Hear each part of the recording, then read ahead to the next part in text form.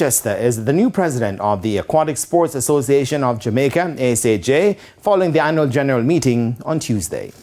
When Martin Lynn decided he would not seek re-election for local aquatic sports top post, two candidates emerged. Vice Presidents Georgia Sinclair and Lance Rochester, who is also a former national water polo player. On Tuesday, it was Rochester who emerged victorious by a landslide, tallying 46 votes to Sinclair's 7. There were 2 spoiled ballots. The only other contested post was for Honorary Secretary, which saw Shauna Jackson unseated by former Treasurer Florence Grizzle Williams by a vote of 40 to 12. All other posts were unopposed. Dr. Hilary Nixon will serve as Vice President in charge of swimming.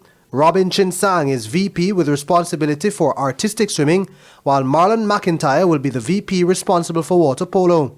Richard Hopkins will serve as Treasurer and Michelle Parker as Assistant Secretary.